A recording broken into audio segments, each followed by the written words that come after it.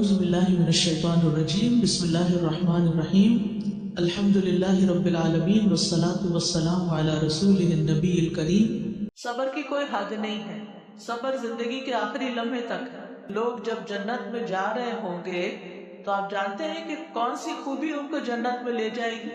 صبر کرنے کی عادت، لوگوں کی باتوں پر، لوگوں کی اذیتوں پر، خوف پر، غم پر، بھوک میں، پریشانی میں، بیماری میں، دکھ میں۔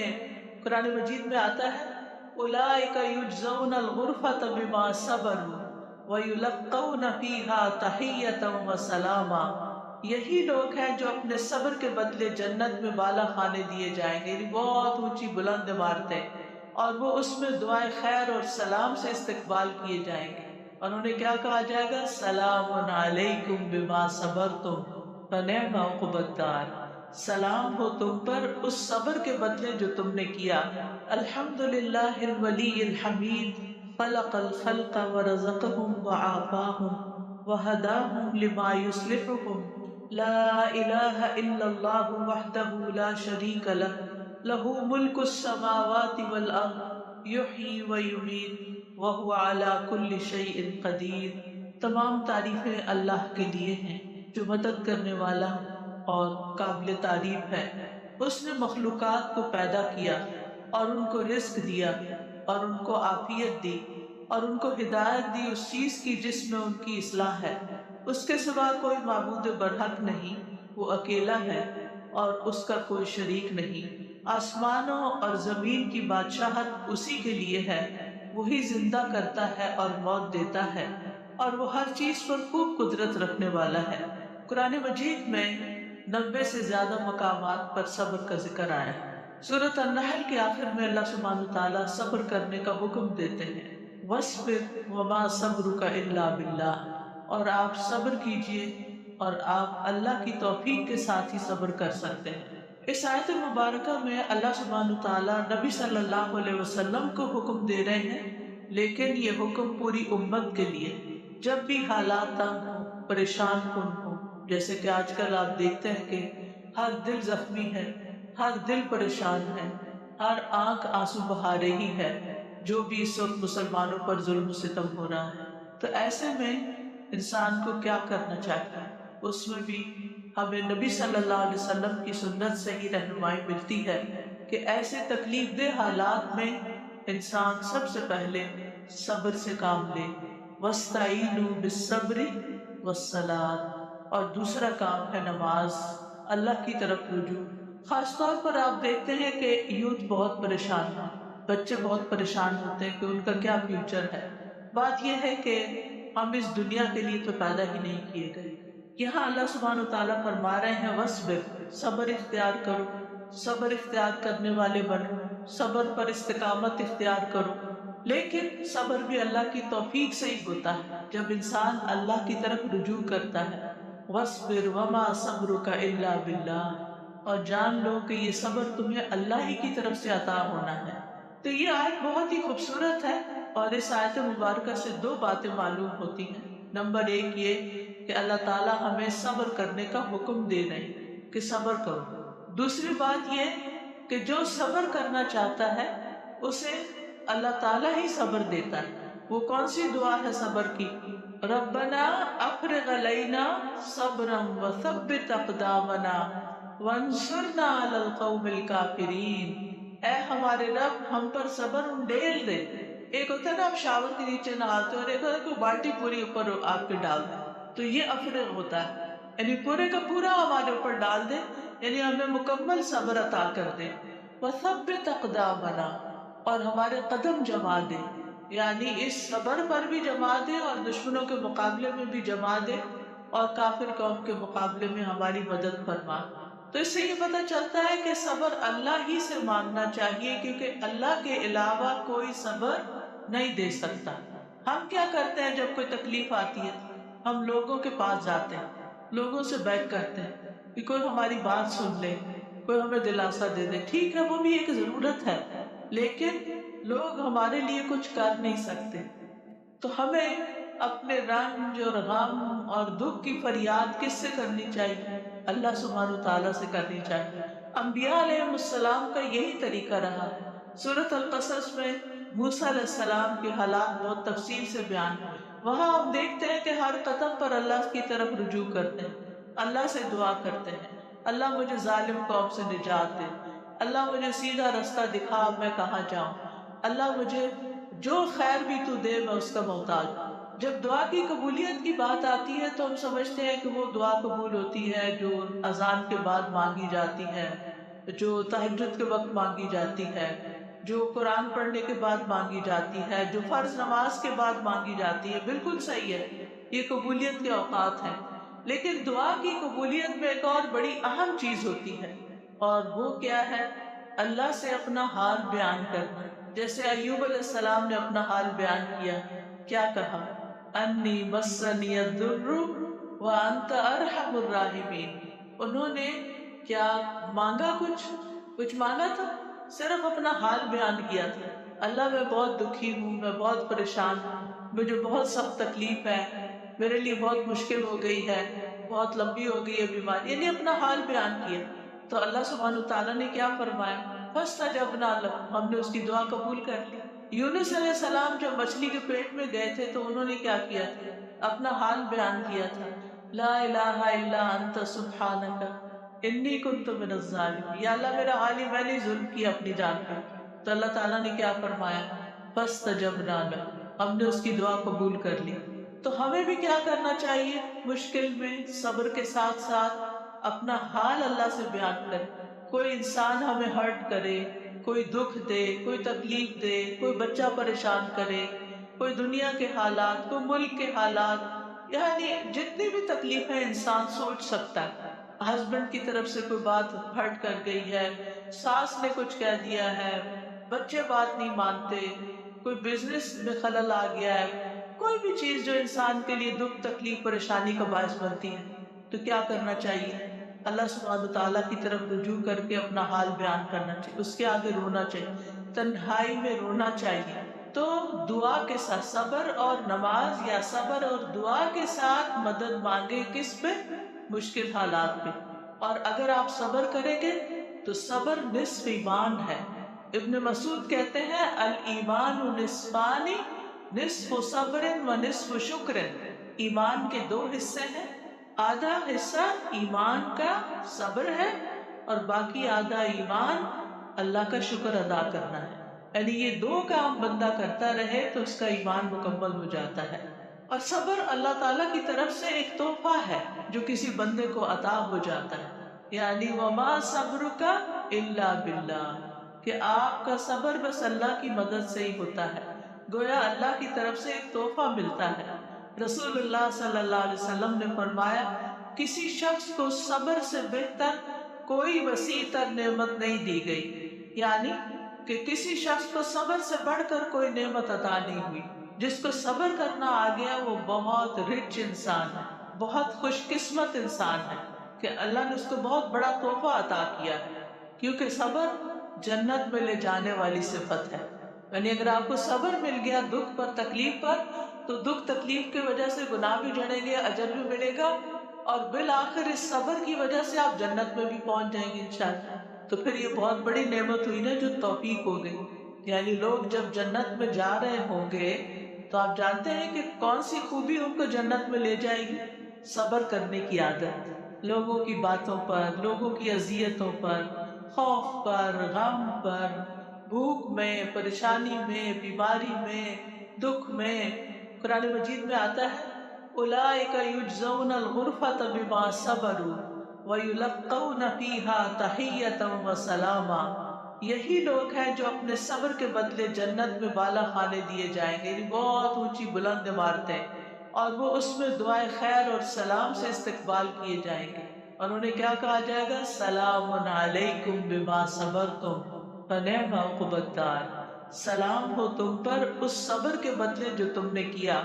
اور پھر جنت میں جب جائیں گے تو مزید نعمتیں ملیں گی، وجزاہم بما صبروا جنۃ وحریرا، وہ ان کے صبر کی وجہ سے ان کے بدلے میں جنت اور ریشم عطا کرے گا۔ تو اس سے یہ پتہ چلتا ہے کہ جنت کی نعمتیں کس کے بدلے میں ملتی ہیں؟ صبر کرنے کے بدلے میں ملتی ہیں۔ اب صبر کا مطلب کیا ہے، صبر ہوتا کیا ہے؟ یہ تو ہم نے پڑھ لیا کہ صبر کے بڑے فائدے ہیں، لیکن صبر کا مطلب کیا ہے؟ صبر کا مطلب ہے حبس، روک لینا۔ جیسے سانس روک لیتے ہیں نا تو سانس باہر نہیں نکالتے، اسی طرح خود کو روک لینا، اپنے آپ کو سنبھال لینا، کسی چیز سے بچ جانا، یہ سب صبر ہے۔ پھر تیسری قسم ہے اللہ کی تقدیر پر صبر کرنا، الصبر علی اقدار اللہ المؤلمہ۔ یہ وہ مواقع ہوتے ہیں جب ہماری زندگی میں مشکلات اور پریشانیاں اور تکلیفیں آتی ہیں، آزمائشیں اور امتحان آتے ہیں، تو اس پہ کیسے صبر کریں؟ ہاؤ ٹو بی پیشنٹ، صبر کریں کیسے؟ تو اس پہ صبر یہ ہے سب سے اہم، یعنی کوئی فوت ہو گیا ہے، کوئی بیمار ہو گیا، کچھ ٹوٹ گیا، کچھ گر گیا، کچھ گم گیا، کچھ بھی نقصان پہنچا آپ کو، تو آپ کیا کریں؟ پہلا کام انا للہ و انا الیہ راجعون، اور چپ، کوئی شکوہ شکایت نہیں، کوئی بلیم گیم نہیں کہ اس کی وجہ سے ہوا، فلاں نے ایسا کیا، اس نے ایسا، اس وجہ سے یہ ہو گیا، نہیں، کوئی منفی جملہ زبان سے نہیں نکالنا۔ پھر یہ کہ غم اور غصے کے موقع پر اللہ پر کوئی اعتراض نہیں کرنا کہ اللہ تو نے میری تقدیر ایسی کیوں بنائی، اللہ پھر تو نے مجھے یہ دیا ہی کیوں تھا اگر لینا تھا، کسی کی اولاد چلے گی مثلا، میری فلاں جگہ شادی کیوں ہوئی، میں تو اس پہ راضی ہی نہیں تھی، بار بار اسی طرح کی باتیں سوچنا، اور اللہ نے مجھے ہی یہ بیماری کیوں دی، میرے بہن بھائیوں میں سے تو کسی کو ایسی بیماری نہیں آئی، مجھے کیوں آئی، میرے آس پاس کے لوگ تو سارے ٹھیک ٹھاک صحت مند ہیں، میں کیوں ہسپتالوں کے چکر کاٹ رہی ہوں، ایسی باتیں نہیں سوچنا۔ یہ اللہ کا فیصلہ تھا، اس میں کچھ حکمت تھی، اللہ نے آپ کو کچھ سکھانا تھا، اللہ نے اس کے ذریعے گناہ دھونے تھے جن کی طرف توجہ ہی نہیں تھی اور توبہ استغفار ہی نہیں تھی، اللہ نے اس کی وجہ سے درجات بلند کرنے تھے، لہٰذا اللہ پر کوئی اعتراض نہیں۔ تو مشکلات کے وقت صبر کیسے کریں؟ انا للہ و انا الیہ راجعون پڑھ کر اللہ سے اچھی امید رکھ کے اچھے جملے بولے۔ جب کوئی بیمار ہو جاتا تھا تو نبی صلی اللہ علیہ وسلم اس کی عیادت کے وقت کہتے تھے ابشر، خوش ہو جاؤ، یعنی یہ بیماری گناہ دھونے کے لیے آ گئی، یعنی اچھے جملے۔ اور ویسے بھی فَإِنَّ مَعَ الْعُسْرِ يُسْرًا، إِنَّ مَعَ الْعُسْرِ يُسْرًا، تنگی تکلیف آ گئی ہے تو کوئی بات نہیں، اس کے ساتھ آسانی بھی آئے گی، پورا کہنا ہے اِنَّا لِلَّهِ وَإِنَّا إِلَيْهِ راجعون۔ تو جب میں لوٹ کے اپنے رب کے پاس واپس جاؤں گی تو اس پریشانی پر کیے گئے صبر پر مجھے اجر و ثواب دے کر بہت خوشی ہوگی، اور وہ خوشی پائیدار ہوگی۔ اور زندگی میں پیش آنے والی مختلف آزمائشیں ہیں جن کا ذکر سورۃ البقرہ میں آتا ہے، وَلَنَبْلُوَنَّكُمْ بِشَيْءٍ مِّنَ الْخَوْفِ وَالْجُوعِ وَنَقْصٍ مِّنَ الْأَمْوَالِ وَالْأَنفُسِ وَالثَّمَرَاتِ وَبَشِّرِ الصَّابِرِينَ، اور ہم تمہیں خوف اور بھوک اور مالوں اور جانوں اور پھلوں کی کمی میں سے کسی نہ کسی چیز کے ساتھ ضروری آزمائیں گے، اور صبر کرنے والوں کو خوشخبری دے دیجیے۔ یعنی تکلیف کس کا باعث بن گئی؟ خوشخبری کا باعث بن گئی، انعام کا باعث بن گئی، تو صبر آ جاتا ہے نا پھر، کہ یہ تکلیف جو ہے یہ میرے لیے خوشخبری لے آئی ہے کہ اللہ کے ہاں بہت بڑا اجر ہے۔ اور پھر جب کبھی وہ مصیبت یاد آئے پھر پڑھیں، اتنا ہی اجر ملے گا جتنا پہلی دفعہ ملا تھا، کیونکہ صبر تو صدمے کی پہلی چوٹ پہ ہوتا ہے، اس صبر پر اجر ہوتا ہے۔ اللہ سے مدد مانگنی چاہیے، اللہ کو حال سنانا چاہیے، اللہ میں تو آج تھک گئی ہوں، آپ ہی اس کو ہدایت دے دیں، آپ اس کا پالنا میرے لیے آسان کر دیں، کیونکہ وما صبرک الا باللہ۔ اور پھر صبر، زیادہ صبر، یعنی بعض اوقات ہم کہتے ہیں آخر کب تک صبر کریں، کہتے ہیں، پھر کبھی کہتے ہیں اب صبر نہیں ہوتا۔ صبر کی ایک حد ہوتی، آپ خود ہی جملے مکمل کر رہے ہیں کیونکہ ان جملوں کے ہم عادی ہے سننے یا بولنے کے۔ صبر کی کوئی حد نہیں ہے، صبر زندگی کے آخری لمحے تک ہے۔ اب صبر نہیں ہوتا، نہیں ہوتا ہے، اسی لیے اللہ نے کہا صبر کرو، یہ ہم کہہ رہے نہیں ہوتا۔ آخر کب تک صبر؟ حتی یاتیک الیقین، جب تک موت نہ آ جائے، کیونکہ اس زندگی میں ایک مسئلہ ختم ہوتا ہے ایک اور شروع ہو جاتا ہے، وہ ختم ہوتا نہیں تو کہ۔ اور پھر آپ دیکھیے کہ 5 پیغمبر ایسے ہیں جن کو اولو العزم کہا جاتا ہے، جن پہ سب سے زیادہ مشکلات آئی تھی، نوح علیہ السلام، ابراہیم علیہ السلام، موسیٰ علیہ السلام، عیسیٰ علیہ السلام، محمد صلی اللہ علیہ وسلم، تو ہمیں ان کی طرح صبر کرنے کا حکم دیا گیا ہے۔ سورۃ الاحقاف کے آخر میں اللہ تعالیٰ فرماتے ہیں فَاصْبِرْ كَمَا صَبَرَ أُولُو الْعَزْمِ مِنَ الرُّسُلِ، پس آپ صبر کیجئے جیسے اولو العزم رسولوں نے صبر کیا۔ ان کی مثالیں دیکھیں۔ نوح علیہ السلام نے کتنے سو سال تبلیغ کی، 950 سال۔ تو ہم نے کتنے سال محنت کی، 20 سال، 22 سال، 25 سال۔ پھر کیا ہو گیا، اس کی شادی ہو گئی۔ کچھ کی نہیں بھی ہوتی تو وہ بھی صبر کرنا پڑتا ہے۔ آپ خود سوچئے، تو آپ اس طرح صبر کیجئے جیسے نوح علیہ السلام نے کیا تھا، تو پھر کتنا عرصہ صبر کرنا ہوگا، موت تک۔ اور ان کو بھی کس سے پرابلم، باہر والوں سے تو تھا، گھر میں بھی کوئی مسئلہ تھا ان کی بیوی بھی اور ان کا بیٹا بھی ان کے ساتھ نہیں تھے۔ جب گھر والے ساتھ نہیں ہوتے نا تو انسان کے لیے بڑی تکلیف ہوتی ہے۔ صبر کی دوسری مثال کون ہے؟ ابراہیم علیہ السلام۔ انہوں نے اللہ کی رضا کی خاطر کن کن تکلیفوں پہ صبر کیا؟ اللہ تعالیٰ قرآن مجید میں خود فرماتے ہیں وَإِذِ ابْتَلَىٰ إِبْرَاهِيمَ رَبُّهُ بِكَلِمَاتٍ، کئی باتوں کے ساتھ اللہ نے ان کو آزمایا۔ ماں باپ کی طرف سے آزمایا، بیٹے کی طرف سے آزمایا، بیوی کی طرف سے آزمائش آئی کہ اس کو الگ چھوڑ آئے، حضرت ہاجرہ کو بیٹے کو ذبح کرنے کا حکم دیا گیا۔ ہر موقع پہ کیا کیا؟ فَأَتَمَّهُنَّ، ہر امتحان میں پاس ہوئے۔ نتیجہ کیا نکلا؟ انی جاعلک للناس اماما۔ صبر کی تیسری مثال عیسیٰ علیہ السلام۔ اتنا تنگ کیا لوگوں نے کہ اللہ نے ان کو اوپر ہی اٹھا لیا۔ چوتھی مثال موسیٰ علیہ السلام، فرعون کے مقابلے میں صبر، اور پھر جس طرح وہ مدین گئے ہجرت کے سفر میں صبر، اور پھر 10 سال بکریاں چرانے میں صبر، اور واپس آ کے اپنے پیغام کو لوگوں میں پھیلانے میں صبر۔ پھر نبی صلی اللہ علیہ وسلم کی مثال تو صبر ہی صبر ہے، کیسی کیسی مشقتیں انہوں نے نہیں جھیلی۔ آپ نے اپنے والد دیکھے ہی نہیں، والدہ کا فوت ہو گئی 6 سال کی عمر میں، کتنے بچے فوت ہو گئے، زندگی میں دفنایا ان کو سارے کے سارے سوائے حضرت فاطمہ کی۔ آپ کی قریب ترین ساتھی حضرت خدیجہ آپ کی زندگی میں فوت ہو، جنہوں نے ہر موقع پہ آپ کو سپورٹ کیا، ابو طالب، وہ فوت ہو۔ یعنی جس رشتے سے انسان کو خوشی اور سکون ملتا ہے وہ سارے آپ کی زندگی میں چلے گئے۔ کوئی بہن بھائی تھے رنج غم بانٹنے کے لیے؟ نہیں۔ کبھی کوئی شکایت سنی آپ نے نبی صلی اللہ علیہ وسلم سے؟ نہیں۔ وہ صبر کی عظیم ترین مثال۔ یوسف علیہ السلام کا صبر، ان کا قصہ پڑھیں کتنے صبر کا اور کیسے صبر کا معاملہ کیا انہوں نے، اور اللہ تعالیٰ نے آخر میں کیا فرمایا؟ إِنَّهُ مَن يَتَّقِ وَيَصْبِرْ فَإِنَّ اللَّهَ لَا يُضِيعُ أَجْرَ الْمُحْسِنِينَ، جو تقوی اختیار کرتا ہے، صبر کرتا ہے، تو اللہ محسنوں کا اجر ضائع نہیں کرتا۔ لہذا ہمیں کوشش کرنی ہے، اپنے ساتھ سٹرگل کرنی ہے کہ ہم بھی اپنے اندر صبر لے کر آئیں، کیونکہ ہمیں بھی حکم دیا گیا ہے نا، اور صبر پر خود کو مجبور کریں۔ یہ بولنا چھوڑ دیں صبر نہیں ہوتا، نہیں، آپ کہیں مجھے صبر کرنا ہے۔